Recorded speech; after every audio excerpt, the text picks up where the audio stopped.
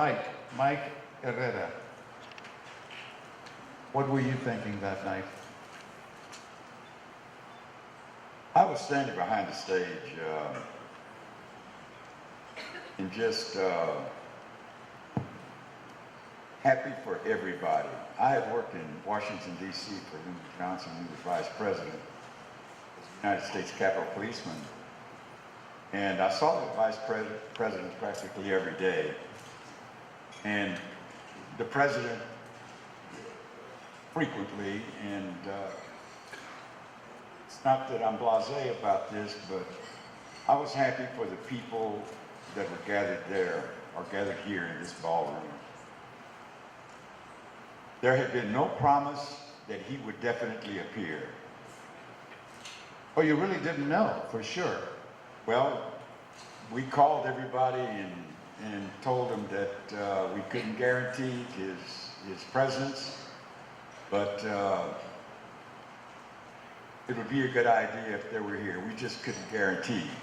Now I want to say this, that it was because of my dad, John J. Herrera, that this whole thing came about.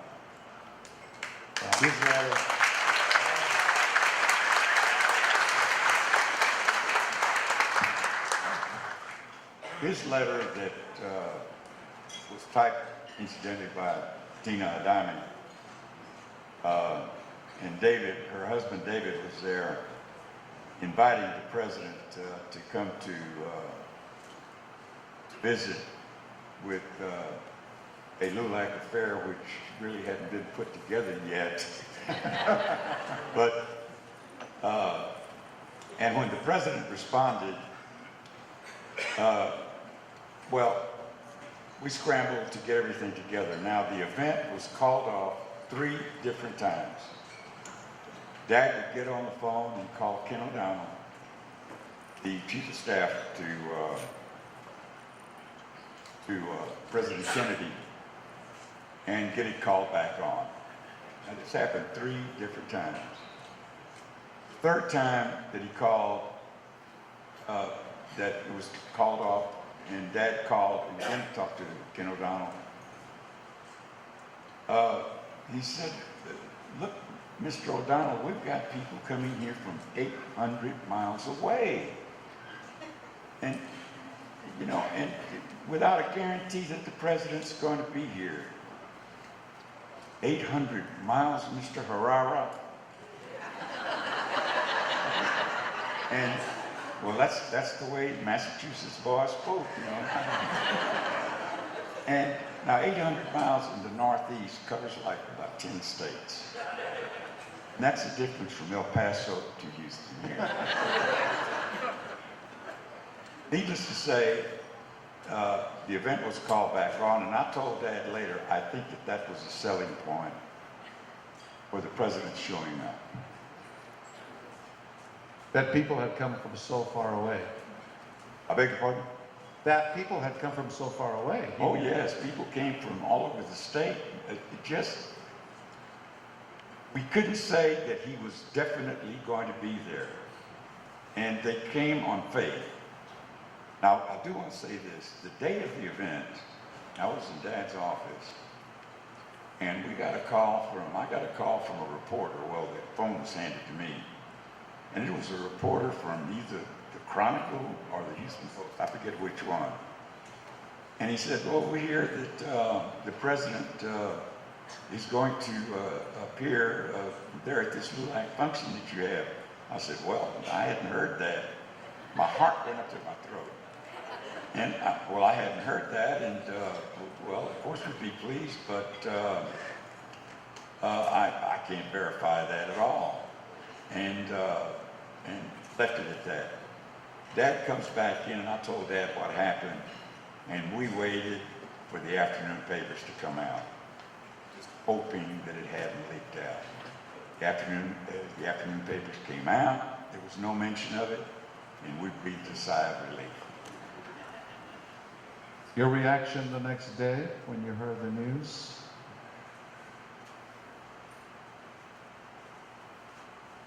I was in Dad's office, getting ready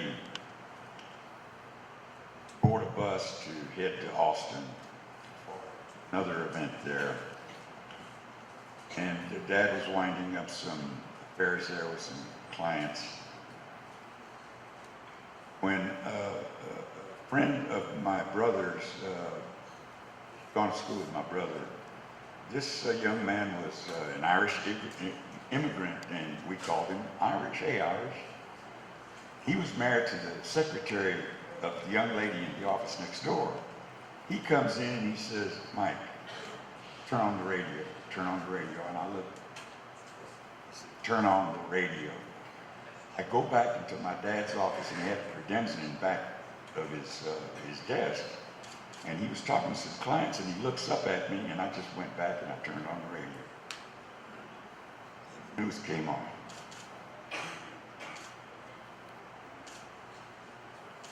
Sadness.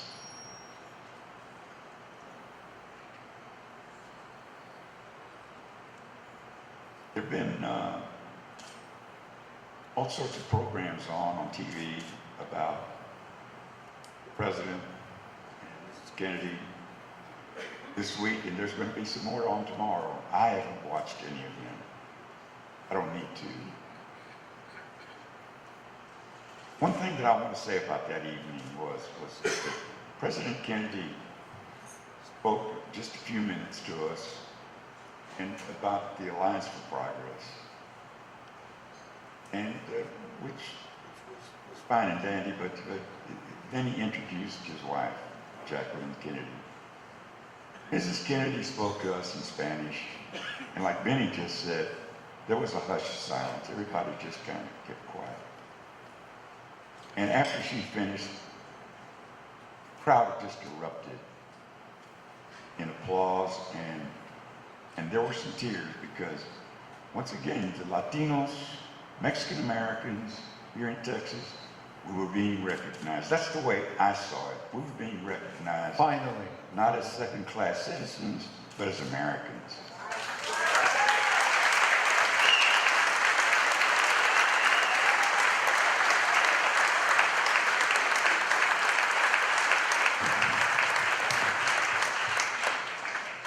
It hadn't been too many years since we had the Supreme Court decision, Peter Hernandez case about Mexican Americans serving on juries, or the Minerva